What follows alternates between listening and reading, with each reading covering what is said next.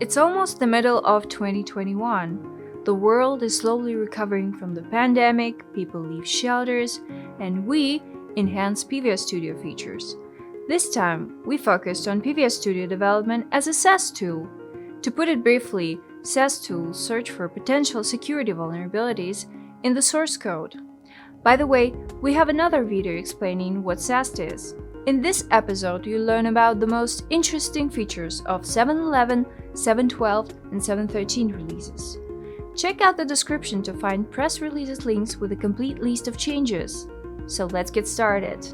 As I said, we were developing PVS Studio as a SaaS solution tool.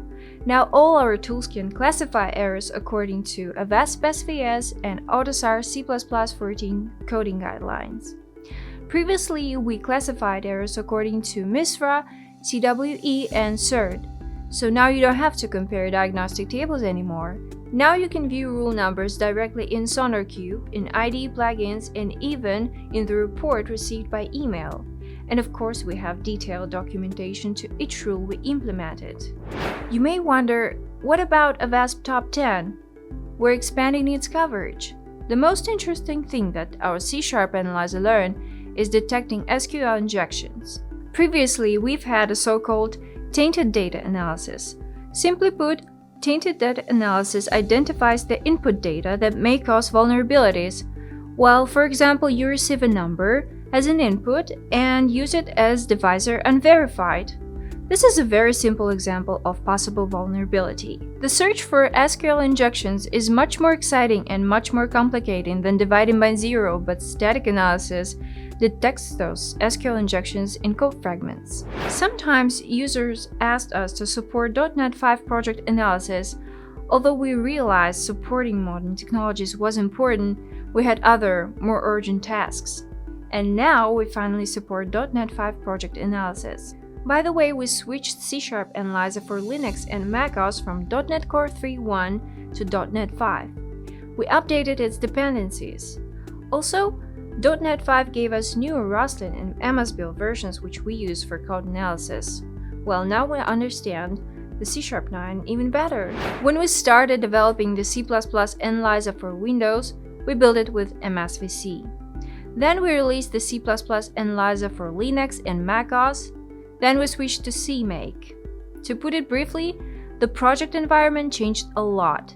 It differed from the usual Windows development environment. Once, on 29th of April 2019, the Visual Studio developers announced they had included LLVM, utilities, and Clang compiler into the IDE. Now we got around to try it on our analyzer. Lo and behold, the analyzer gained more than 10% in performance. So now we build release versions of the C++ Analyzer with Clang on all platforms. PVS Studio user support often receives client suggestions on product improvement. One of our clients wanted the analysis report to contain the date when an issue appeared in the code. By the way, SonarQube has such feature, but not everyone wants to use SonarQube, so it took us some time to decide where to add this feature. Finally, we came up with a suitable component, Blame Notifier. It notifies users of analysis results. So now you can sort the report by the commit date, or even hide the warnings issued for the old code. And finally, we added more than 100 new diagnostics. New diagnostics contain not only rules for programming languages, we also expanded MISRA, AUTOSAR, and Avast support. For a complete list of new diagnostics and additional details of this episode, see the press releases link in the description. Now you know the most interesting PVS Studio features for the first half of 2021. Don't forget to subscribe to our channel if you don't want to miss videos on new releases and more. That's all for today. Wish you bugless code.